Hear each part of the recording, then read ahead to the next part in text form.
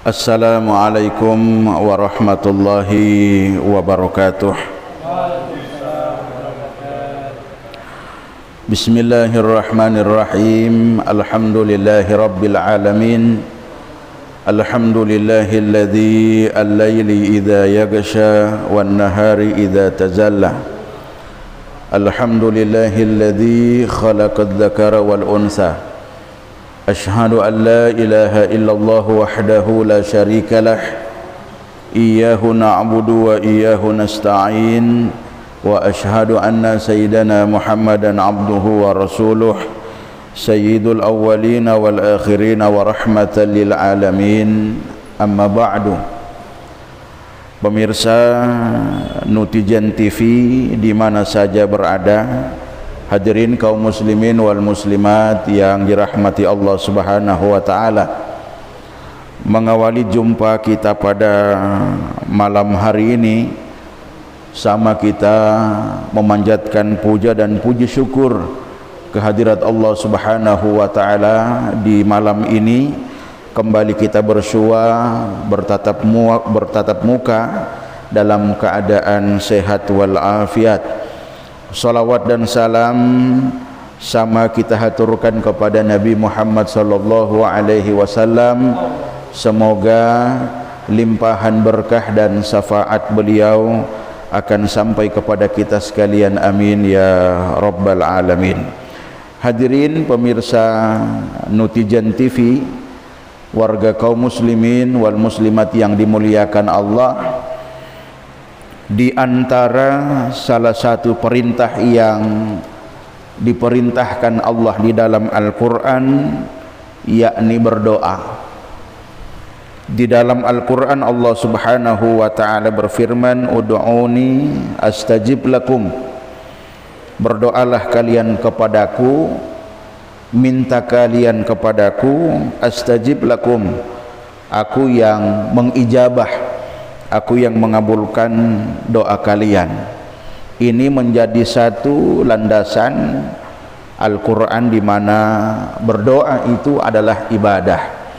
Bahkan dalam beberapa hadis Rasulullah sallallahu alaihi wasallam, satu di antaranya diriwayatkan oleh Imam Muslim, di antara tanda-tanda kesombongan seseorang ketika dia tidak meminta kepada Tuhannya.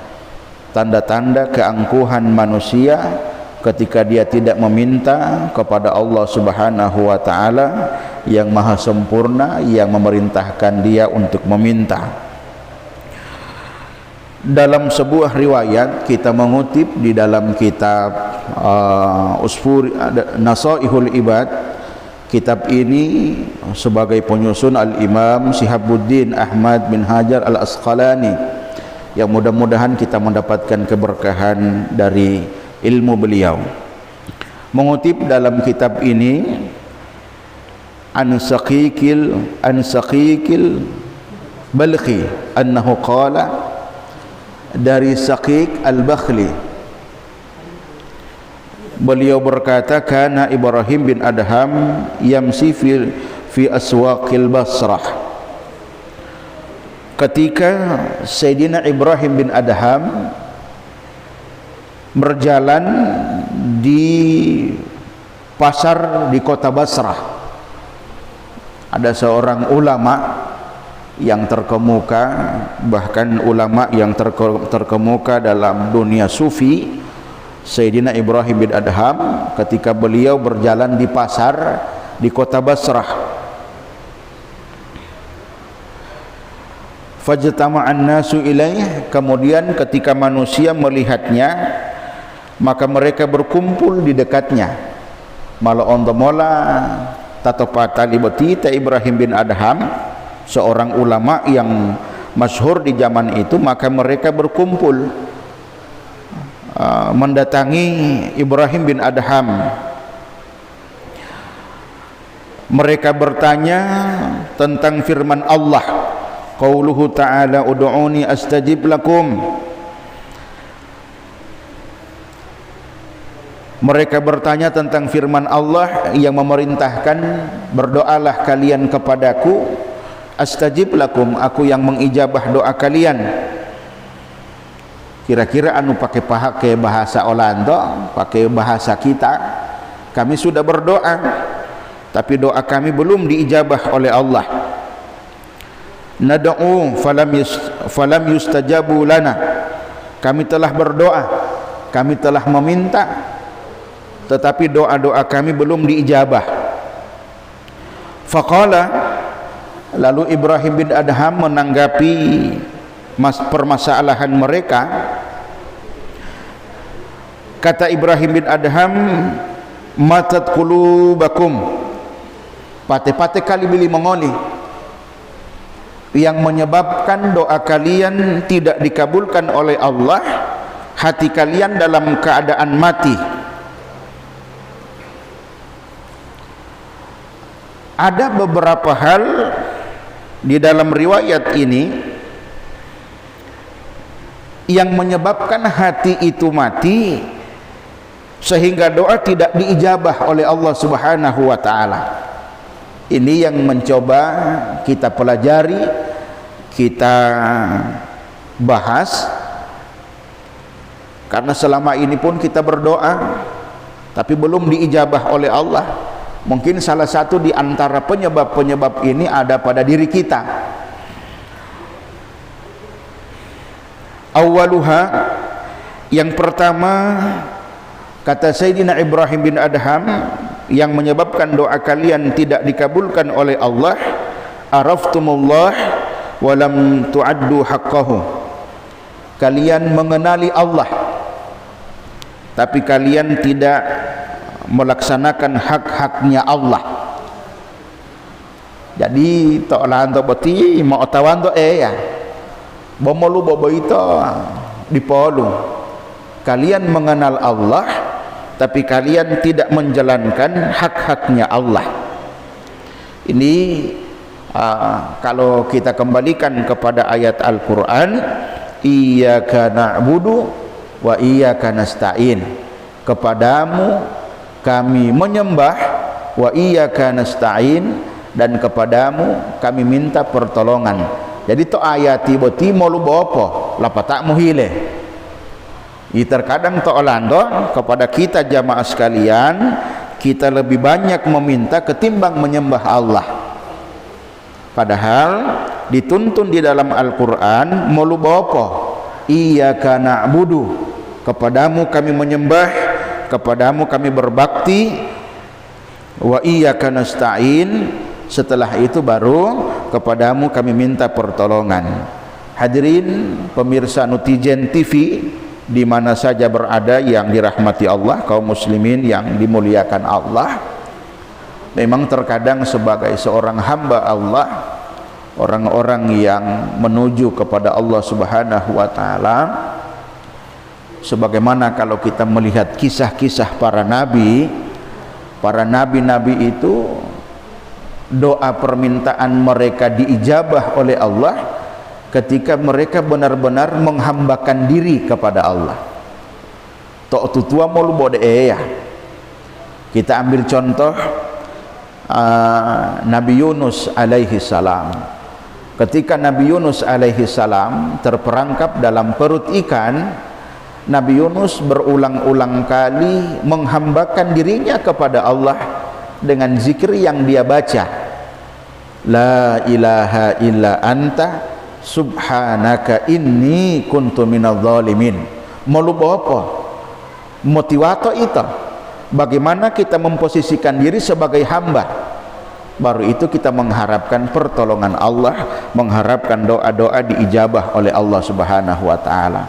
Ketika Nabi Yunus memposisikan dirinya sebagai hamba, maka dia diselamatkan oleh Allah, dikeluarkan dari perut ikan. Contoh yang lain, kita bisa mengambil contoh kisah Nabi Adam alaihi salam. Ketika Nabi Adam berusaha untuk menyesali kesalahannya, kemudian diajarkan oleh malaikat Jibril doa di mana kalau kita memaknai doa itu doa seorang hamba yang benar-benar hamba di hadapan Tuhannya. Rabbana zalamna anfusana wa illam taghfir lana wa tarhamna lanakunanna minal khasirin. memposisikan diri sebagai hamba. Rabbana dzalamna anfusana, wahai Tuhan kami. Kenapa menggunakan dhamir nahnu, menggunakan dhamir jamak? Karena yang melakukan kesalahan bukan hanya Nabi Adam tetapi dengan istrinya. Maka Nabi Adam mendoakan dirinya dan mendoakan istrinya Hawa, maka menggunakan dhamir jamak. Rabbana dzalamna anfusana, kami telah menzalimi diri kami. Wa illam taghfir lana, jika engkau tidak ampuni kesalahan kami, wa tarhamna, dan engkau tidak rahmati kami, engkau tidak sayangi kami ya Allah, lanakunanna minal khasirin, maka kami termasuk golongan orang-orang yang merugi. Hadirin yang dimuliakan Allah, dari kisah dua nabi ini dengan doa yang diajarkan oleh malaikat Jibril kepada Nabi Adam dan zikir yang dibaca oleh Nabi Yunus alaihi salam, ini menggambarkan kepada kita ketika benar-benar kita memposisikan diri sebagai seorang hamba, maka pertolongan Allah itu akan datang kepada kita sebagai yang meminta pertolongan kepada Allah Subhanahu wa taala. Watsani, yang kedua yang menyebabkan doa kita tidak diijabah oleh Allah, qara'tum kitab Allah wa lam ta'malu bihi, kalian membaca kitab Allah. Kitab Allah itu Quran. Wa lam ta'malu bihi, akan tetapi kalian tidak mengamalkannya. Ini yang sering kita alami. Kita sering membaca Al-Quran, tetapi untuk mengamalkan Quran itu jauh. Dulu ada seorang kiai, seorang ulama, Kiai Ahmad, yang berguru kepada Kiai Haji Soleh Darat, seorang ulama besar. Kiai Ahmad ini setiap kali sholat yang dia baca, ara'aital ladzi yukadzibu biddin. Sholat maghrib, sholat isya, sholat subuh, ketika bacaan ayat itu nyaring, beliau baca ara'aital ladzi yukadzibu biddin setiap hari. Sampai satu ketika ada jamaah yang sedikit mempertanyakan, Pak Kiai, ma dialu ayati uweo ma bolo ara'aita turusi, apa tidak adakah ayat yang lain setiap sholat ara'aita, setiap sholat ara'aita? Menanggapi pertanyaan ini, sang kiai hanya senyum dan menjawab dengan penuh sopan. Kata beliau, saya hafal ayat-ayat lain. Lalu yang bertanya lagi, lalu kenapa tidak dibaca? Bolo ulangnya ara'aita turusi. Kata beliau, coba kamu yang baca. Maka yang bertanya itu membaca ayat yang dibaca oleh Pak Kiai sampai selesai ayat ara'aital ladzi yukadzibu biddin, sampai selesai. Selesai dia baca, lalu Pak Kiai bertanya, Kiai Ahmad bertanya, setelah kau menghafal dan membaca ayat itu, sehari ini sudah berapa fakir miskin yang kau beri makan? Sudah berapa banyak orang miskin yang kau santuni setelah kau membaca dan menghafalkan ayat itu? Maka yang bertanya pun hanya diam. Karena terkadang kita begitu, ara'aita hafal, tapi memberi fakir miskin tidak. Padahal ajaran dari ayat itu bagaimana kita memberi makan fakir, menyantuni anak yatim, itu ajaran. Ini yang diajarkan oleh Kiai Ahmad. Kenapa beliau selalu membaca ayat itu, mengingatkan kepada kita bahwa orang yang celaka itu bukan orang yang tidak sholat. Orang yang celaka itu orang yang sholat tapi tidak peduli kepada anak yatim, tidak beri makan fakir. Ara'aital ladzi yukadzibu biddin fadzalikal ladzi yad'ul yatim wa la yahuddu ala ta'amil miskin. Hadirin pemirsa Nutizen TV di mana saja berada, kaum muslimin wal muslimat yang dirahmati Allah Subhanahu wa taala. Ini yang kedua, qara'tum kitaballahi wa lam ta'malu bihi. Kalian membaca kitab Allah, Quran, wa lam ta'malu bihi, akan tetapi kalian tidak mengamalkannya. Kita mohon petunjuk hidayah dari Allah, semoga kita diberikan kekuatan untuk bisa mengamalkan setiap ayat yang kita baca. Amin. Watsalits, yang ketiga,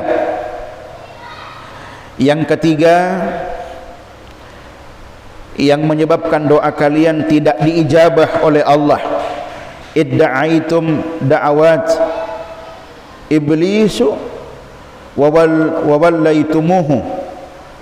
Kalian mengkampanyekan, kira-kira kalau bahasa sekarang begitu, kalian mengkampanyekan, idda'aitum da'awat, mengkampanyekan, mengatakan bahwa iblis itu musuh.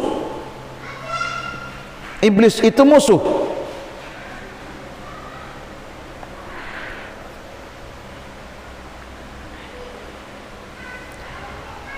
Tetapi kalian memperturutinya, mengikutinya.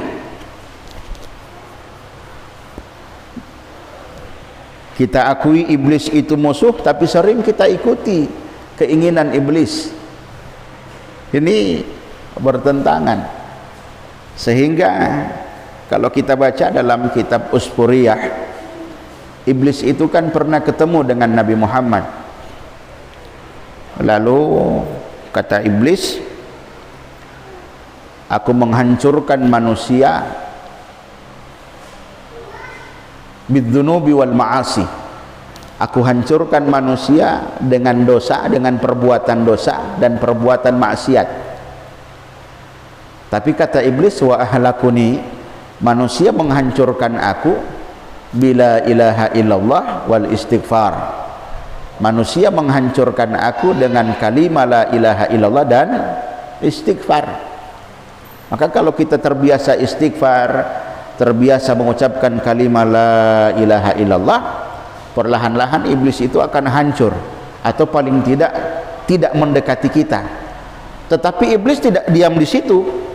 Kata iblis kepada Nabi Muhammad, ini dialog iblis dengan Nabi Muhammad dalam kitab Uspuriyah, ketika manusia menghancurkan aku dengan kalimat la ilaha illallah, ketika manusia menghancurkan aku dengan istighfar, aku menghancurkan mereka bil hawa, dengan hawa nafsu.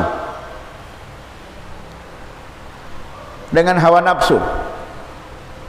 Salat tapi sombong, zikir tapi angkuh. Ini kan nafsu. Maka kalau di dalam Al-Quran itu innahu aduwwum mubin, iblis itu musuh yang nyata. Bagi orang yang beriman, nyata-nyata musuh itu adalah iblis. Onuhe, nampak jelas bahwa iblis itu musuh yang nyata. Innahu aduwwum mubin. Kenapa? Karena iblis tidak merusak bentuk lahiriah ibadah. Orang sholat rukuknya sempurna, sujudnya sempurna, bacaannya sempurna. Tetapi yang dirusak oleh iblis, yuwaswisu fi sudurin nas. Apa yang bermain di dada manusia? Apa yang bermain di hati manusia? Kadang kita sholat aman, tapi setelah sholat merasa paling alim. Kadang ketika puasa aman, tapi setelah berbuka merasa paling soleh. Oh, anak yang ada puasa, bo anak ahli sorga. Ini bil hawa. Ketika manusia menghancurkan aku dengan istighfar, ketika manusia menghancurkan aku dengan kalimat la ilaha illallah, maka aku akan hancurkan manusia bil hawa, dengan nafsunya. Maka di antara tanda-tanda orang yang selamat itu wanahan nafsa anil hawa, yang mampu mengendalikan hawa, mampu mengendalikan hawa nafsu.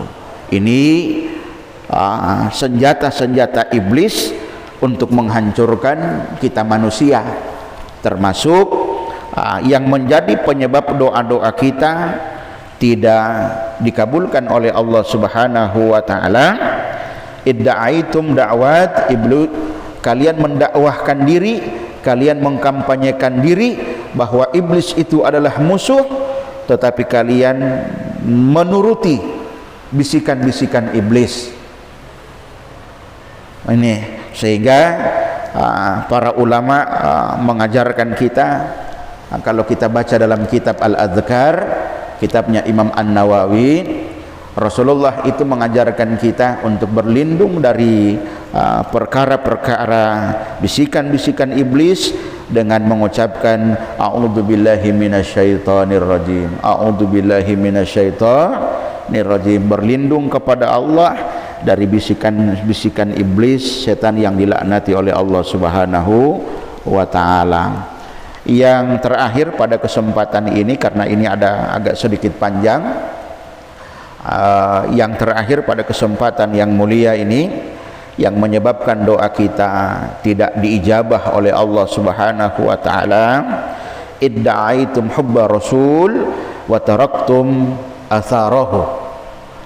Kalau dalam kitab Duratun Nasihin, wa taraktum sunnatahu, kalian mendakwahkan diri, kalian mengkampanyekan diri, hubba rasul, cinta kepada Rasul. Saya cinta Nabi, saya cinta Nabi. Wa taraktum atharahu, akan tetapi kalian meninggalkan sunnahnya. Ini jadi sekecil apapun sunnah itu mari kita kerjakan.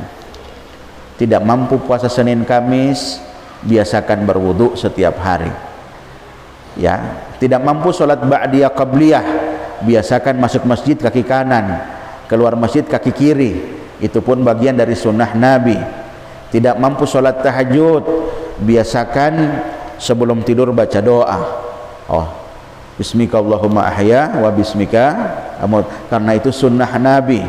Tidak mampu sholat hajat setiap malam, tidak mampu sholat witir setiap malam, maka biasakan beraktivitas dengan mendahulukan yang sebelah kanan, pakai baju sebelah kanan duluan, pakai sendal sebelah kanan duluan, makan dengan tangan kanan, masuk masjid kaki kanan, keluar masjid kaki kiri, masuk jamban kaki kiri, keluar jamban kaki kanan. Ini sunnah yang keseharian kita bisa kerjakan, yang bisa jadi amal, dan itu ringan karena setiap hari kita kerja.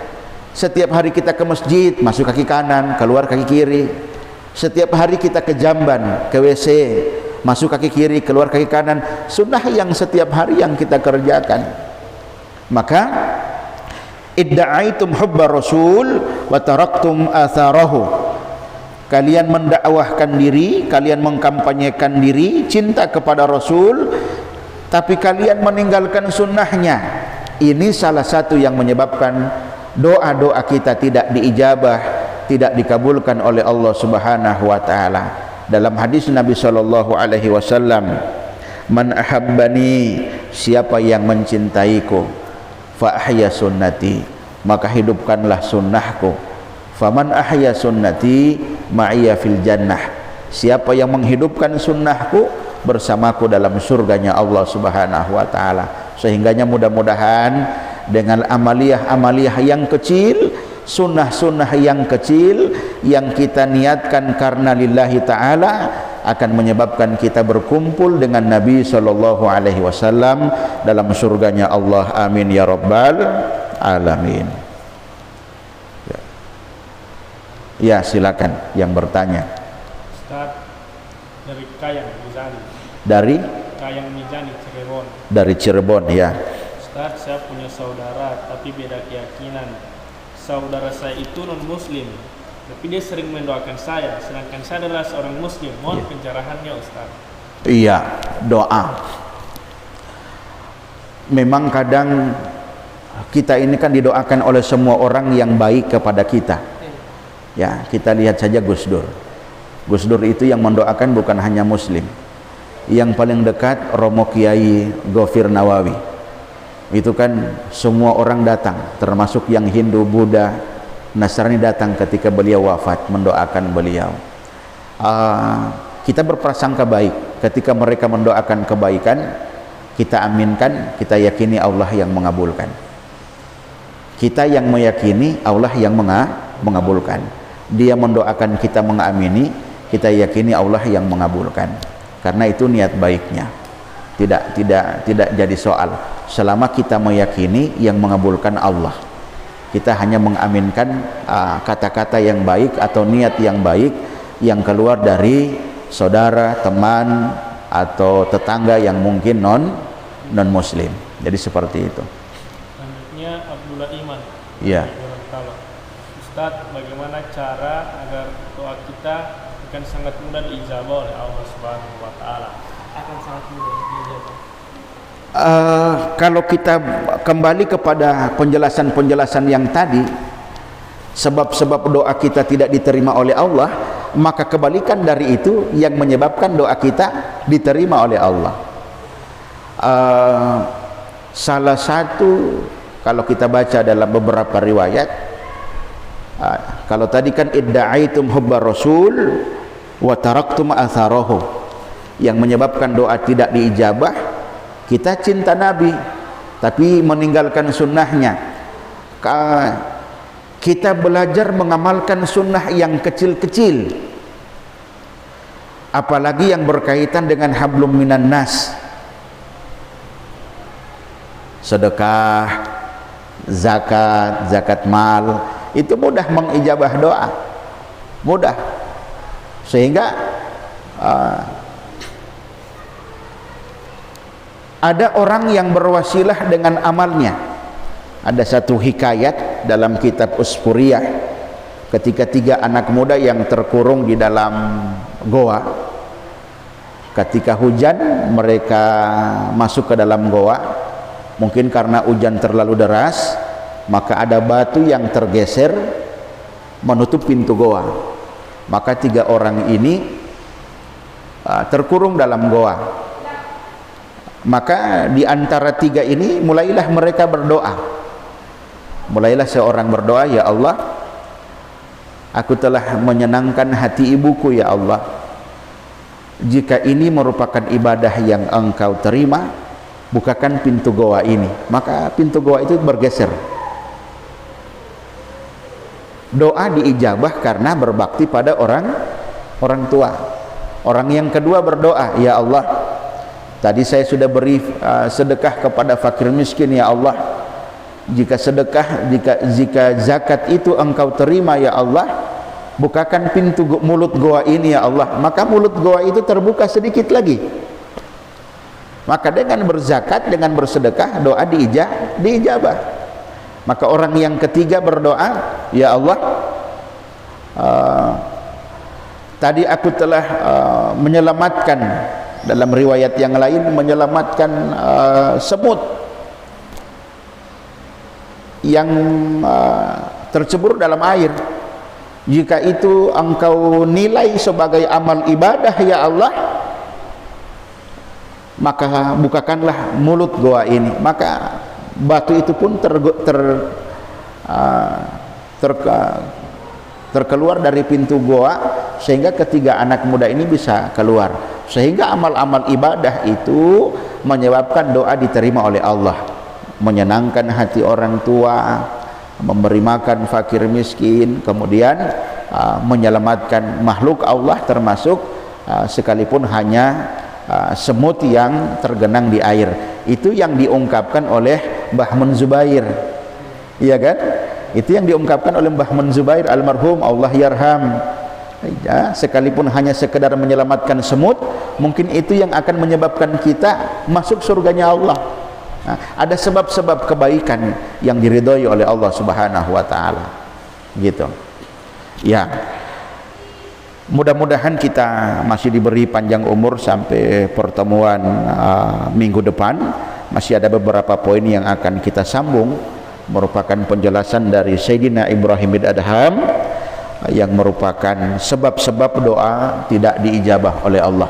Mudah-mudahan dalam suasana pandemi seperti ini, semua diberi oleh Allah kesehatan lahir dan batin, dijauhkan dari virus corona, dijauhkan dari musibah. Sebagaimana informasi yang beredar, ulama kita, guru kita, orang tua kita Al-Habib Segaf bin Muhammad bin Idrus bin Salim Al-Jufri Palu, Ketua PB Al-Khairat, dalam keadaan sakit. Kita doakan mudah-mudahan diberi kesehatan oleh Allah, semoga beliau Habib Segaf diberi umur panjang oleh Allah sehingga kita masih bisa tabaruk kepada beliau, menimba ilmu kepada beliau, dan semua pasien-pasien yang sakit pun diberikan kesembuhan. Amin ya mujibas sa'ilin. Terima kasih, lebih dan kurang tolong disempurnakan. Billahi taufiq wal hidayah, wallahul muwafiq ila aqwamit